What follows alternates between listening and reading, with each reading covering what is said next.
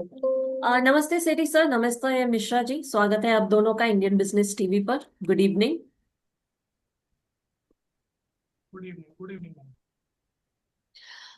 जी, तो बाजार के बारे में पहले बात करते हैं। आज बाजार जो है नीचे क्लोज हुआ है। 138 पॉइंट्स नीचे रहा। Sensex closing at 81,444। Nifty 41 points नीचे रहा, closing at 24,812। Active stocks for today: IndusInd bank, ICICI bank, Reliance, Bharti Airtel and HDFC bank. Top five gainers for today: IndusInd Bank, Trent, Titan Company, Maruti Suzuki, and M&M. Top five losers for today: TCS, Adani Enterprise, Adani Ports, JSW Steel, and HUL. आज बाजार जो है दिन में ऊपर रहा था 550 points. Fresh F I I buying नजर आई हमें। That is the main reason कि मार्केट ऊपर खुला, लेकिन by afternoon market was down due to geopolitical tension between Israel and Iran. इसके अलावा और एक रीजन है कि आज फेडरल रिजर्व की मीटिंग समाप्त होगी, तो इसका एंटिसिपेशन में भी इन्वेस्टर सेंटिमेंट जो है वो थोड़ा नेगेटिव रहा। निफ्टी मिड कैप और निफ्टी स्मॉल कैप में भी 0.3 एंड 0.2% गिरावट रही। रेट कट की बात करें तो फेडरल रिजर्व शायद नेक्स्ट रेट कट सितंबर में करे and then other one in दिसंबर। तब तक शायद और कोई फिलहाल ना हो। तो ये बाजार के बारे में था। सेठी सर, हम पहले न्यूज सुन लेते हैं और उसके बाद हम बात करेंगे मिश्रा जी के साथ फार्मा कंपनीज के बारे में। ठीक है, मैं न्यूज स्टार्ट कर दूँ। इंडिया लिमिटेड ने बीएसएनएल के साथ कर्नाटक, गोवा और पुडुचेरी में मिडिल माइल नेटवर्क के डिजाइन, आपूर्ति, निर्माण, स्थापना, उन्नयन, संचालन और रखरखाव हेतु एक समझौता किया है। 2. RailTel Corporation of India LTD को Zoram Electronics Development Corporation Limited से Mizo fibre grid network MFJ परियोजना के क्रियान्वयन हेतु आशय पत्र एलओआई प्राप्त हुआ है। 3. भारत फोर्ज लिमिटेड और फ्रांसीसी कंपनी टर्गिस गेलार्ड ने मिलकर आरोप यूएवी भारतीय रक्षा मंत्रालय की आवश्यकताओं के अनुरूप पेश करने के लिए एक समझौता ज्ञापन पर हस्ताक्षर किए हैं। 4. ईएमएस लिमिटेड को उत्तर प्रदेश जल निगम शहरी से फतेहपुर जिले के जोन 1 में सीवरेज व सीवेज ट्रीटमेंट स्कीम के अंतर्गत विभिन्न घटकों के निर्माण का आदेश मिला है। 5. वन प्लस ने ऑप्टिमस इंफ्राकॉम लिमिटेड की सहायक कंपनी ऑप्टिमस इलेक्ट्रॉनिक्स एलटीडी के साथ भारत में प्रीमियम आईओटी डिवाइसेस के स्थानीय निर्माण और आपूर्ति हेतु साझेदारी की है। 6. इंस्पिरेसी सॉल्यूशंस लिमिटेड की सिंगापुर शाखा को ACRA Accounting and Corporate Regulatory Authority Singapore द्वारा डीरजिस्ट्रेशन नोटिस जारी किया गया है। 7. प्रेमियर एक्सप्लोसिव्स लिमिटेड को एक अंतरराष्ट्रीय संस्था से रक्षा उद्योग की आपूर्ति हेतु खरीद आदेश मिला है। 8. सिगाची इंडस्ट्रीज लिमिटेड ने हैदराबाद में अपना नया अनुसंधान एवं विकास केंद्र आरडी सेंटर औपचारिक रूप से शुरू किया है, जो प्रमुख एपीआईज के विकास और इन-हाउस विश्लेषणात्मक क्षमताओं को बढ़ावा देगा। 9. साकार हेल्थकेयर लिमिटेड को यूरोपीय संघ से ऑन्कोलॉजी इंजेक्शन के लिए दूसरा मार्केटिंग ऑथराइजेशन मिला है। 10. एथर एनर्जी लिमिटेड ने FY26 के अंत भारत में 700 एक्सपीरियंस सेंटर खोलने की योजना की घोषणा की है। 11. वेदांत लिमिटेड ने अपनी सहायक कंपनी हिंदुस्तान जिंक लिमिटेड में 66.7 मिलियन शेयर कंपनी की 1.6% हिस्सेदारी बेचने की घोषणा की है। 12. अलेम्बिक फार्मास्यूटिकल्स लिमिटेड को यूएस एफडीए द्वारा करखाड़ी स्थित एपीआई 3 फैसिलिटी की जांच के बाद एस्टैब्लिशमेंट इंस्पेक्शन रिपोर्ट EIR प्राप्त हुई है। अन्य व्यापारिक व वैश्विक घटनाक्रम संक्षेप में: टैरिफ इंजीनियरिंग की वापसी हो रही है। कंपनियां ऊंचे शुल्क से बचने के लिए रचनात्मक उपाय अपना रही हैं। ये थे आज के समाचार। India limited. रिया जी। जी, तो आज हमारे साथ AK मिश्रा जी हैं। इनके बारे में हम बता दें कि ये जो है फार्मा कंसल्टेंट है। इनको 20 साल से भी ज्यादा का एक्सपीरियंस है in top positions with global Fortune 500 MNCs। इनको एक्सपीरियंस है in the field of strategic consulting, branding, political consulting, analyst in subject, expert for current affairs, politics, business and economy, global geopolitical issues and international relations. ये कई media में भी present हैं, जैसे कि tag TV, USA Canada, Aaj Tak, Zee News, News X, India News, News Nation, TV9 और Republic Bharat. तो स्वागत है आपका सर। मेरे ख्याल से कुछ इशू है, टेक्निकल इशू है, वो नहीं है शो में।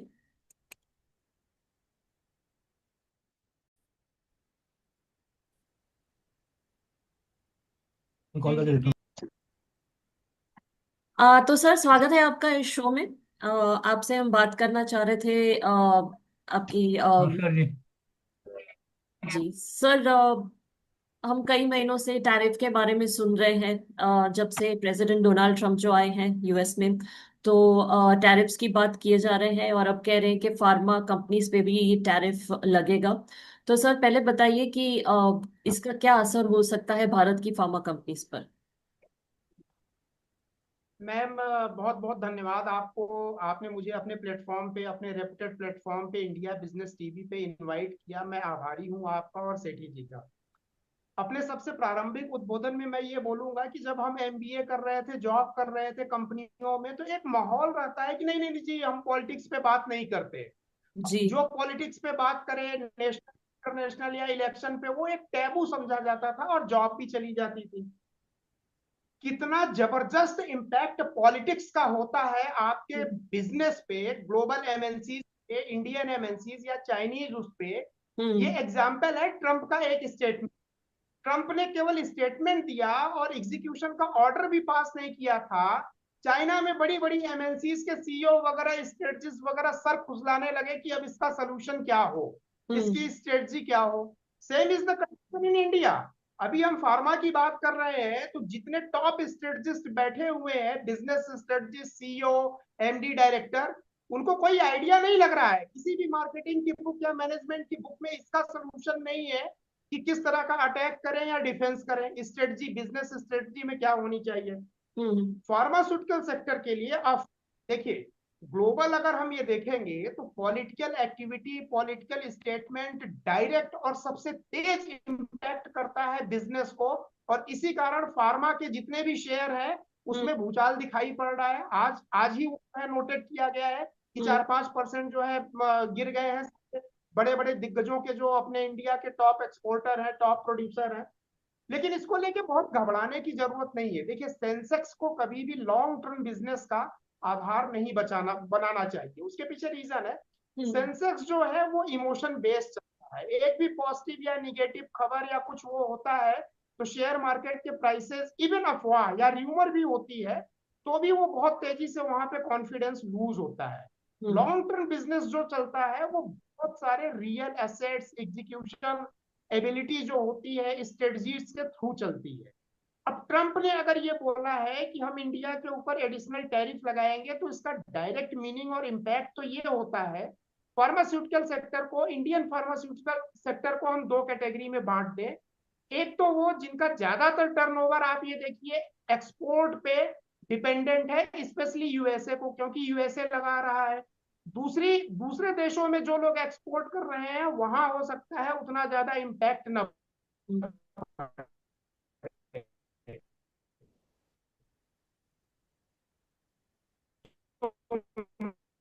मार्केट, ग्लोबल मार्केट को डिवाइड इंपोर्ट करता है और जो हो गए तो एक निश्चित वॉल्यूम को ये डेफिनेटली इंपैक्ट करेगा। थर्ड लार्जेस्ट हम लोग वॉल्यूम वाइज देखा जाए तो प्रोड्यूसर है। इसका मतलब है कि ग्लोबल जो फार्मा की डिमांड है उसमें हम टॉप थर्ड है और एक मेजर चंक यानी दुनिया की निर्भरता हमारे प्रोडक्शन पे है।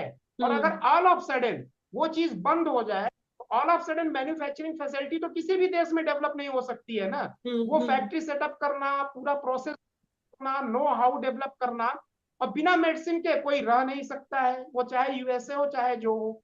इसका क्लासिक एग्जांपल रहा है कोविड की vaccine. Pharma lobby one of the strong lobby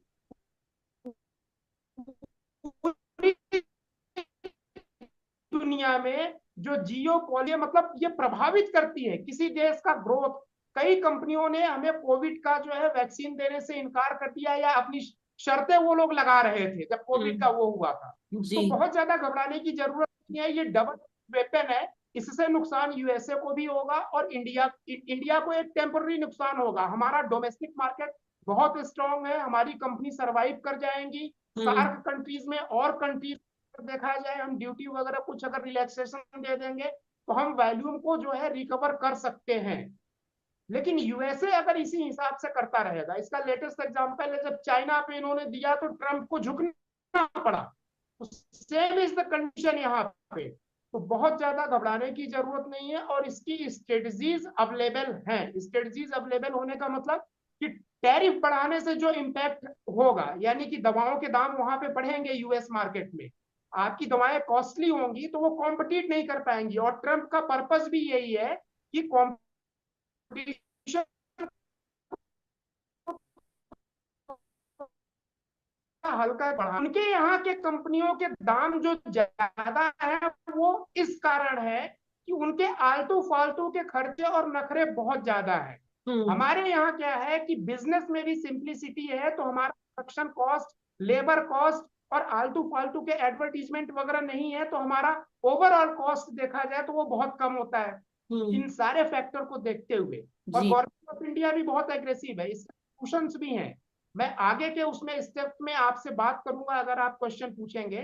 तो ये जी। एक टेम्पररी फेज है, इसमें ऑप्शन मुझे दो दिखाई देते हैं। थोड़े दिन इसको चलने दीजिए, अमेरिका में क्राइसिस होगी तो कहीं ना कहीं से वो लेंगे एक्टिव इंग्रेडिएंट या फिनिश प्रोडक्ट जो भी है, वो जरूरत पड़ेगी। तो देखते हैं वो कहाँ से अपनी सप्लाई चेन को मेंटेन करते हैं, कहाँ से वो डिमांड को पूरा करते हैं।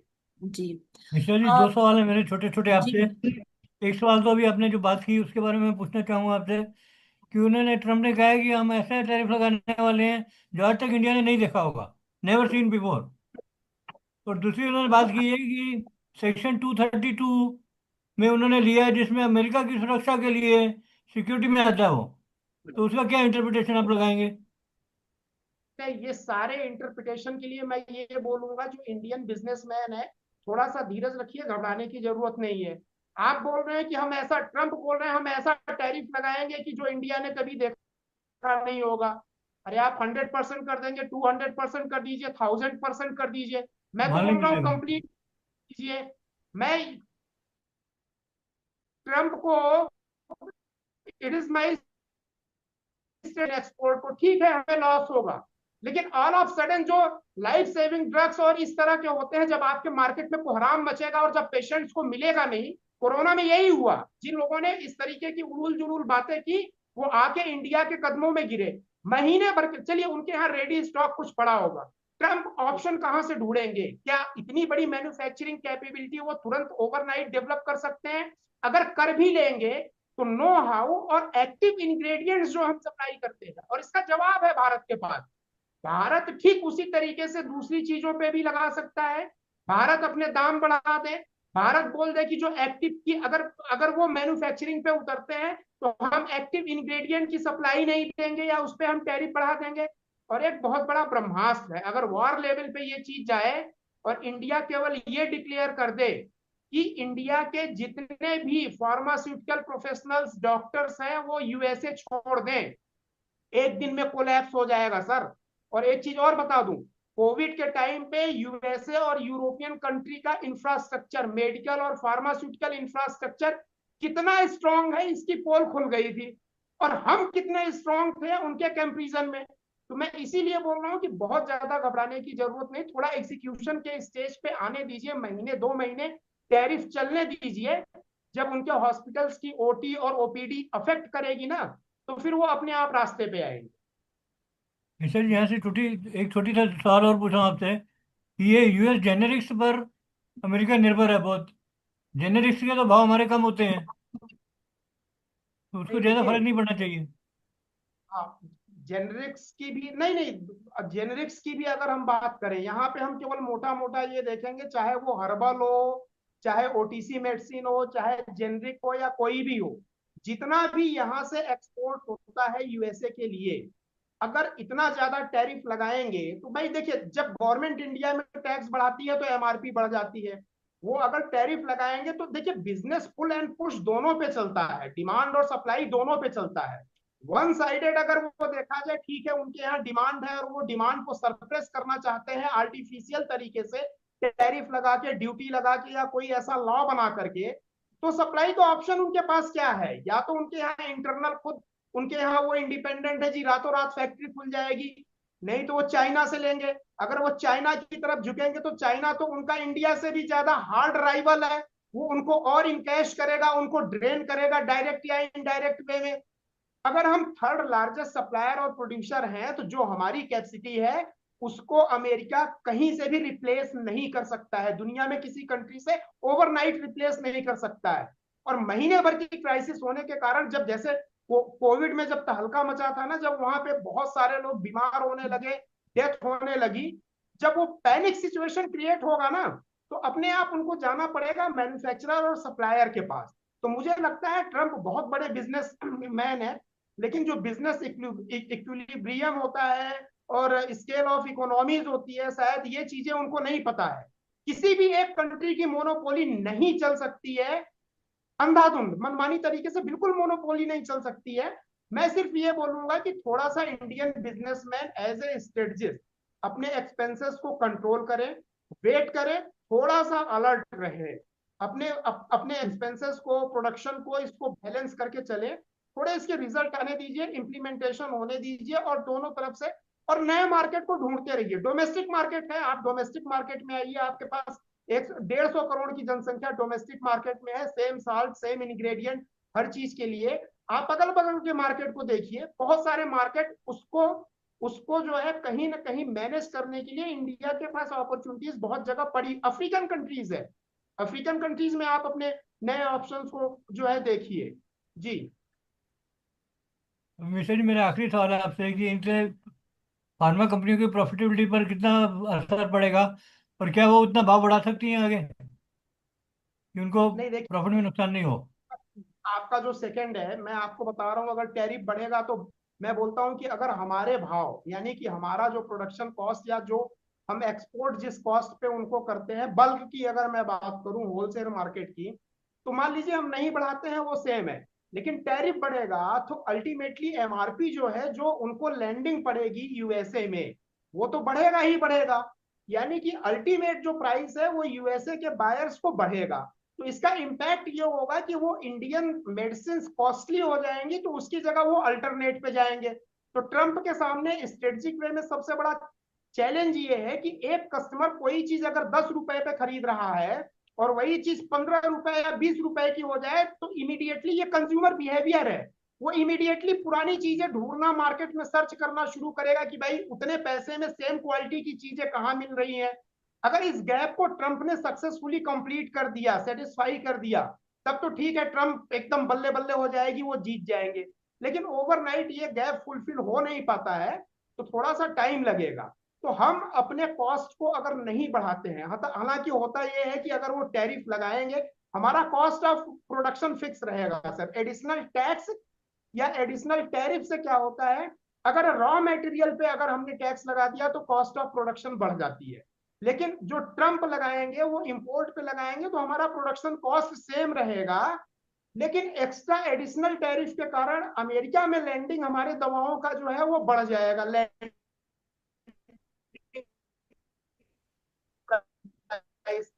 तो ठीक है, हमारा मूव करेंगे, क्योंकि हमारा प्रोडक्शन कॉस्ट तो उतना ही है, हम दूसरे कंट्रीज की तरफ भी मूव करके अपने गैप को हम डोमेस्टिक मार्केट में भी अपना वो कर सकते हैं। तो मैं समझता हूँ कि टाइम लग सकता है, लेकिन बहुत घबराने की जरूरत नहीं है कि जी भूचाल आ गया, इंडियन फार्मास्यूटिकल मार्केट क्रैश हो गई। मैं सारे इंडस्ट्रियलिस्ट और मैन्युफैक्चरर को बोलना चाहता हूँ कि ऐसा कुछ नहीं है, क्रैश हो गया है। ठीक है, आपकी बैलेंस शीट किसी क्वार्टर में या हाफ ईयरली या वन ईयरली, सिंगल ईयर में आपकी balance sheet ups and down हो सकती है, प्रॉफिटेबिलिटी वगैरह। इसीलिए हमेशा एक देखिए, एक सलाह भी देना चाहूंगा, सजेशन, हमेशा ग्लोबल मार्केट में एक किटी बनाई जाती है, एक बास्केट बनाया जाता है। आपका बिजनेस खूब चल रहा है अमेरिका से, आप एकदम प्रॉफिट अर्न करने में हो, लेकिन कॉन्टिजेंसी प्लान क्या है? जैसे गवर्नमेंट ऑफ इंडिया ने इसका बड़ा बढ़िया एग्जाम्पल दिया।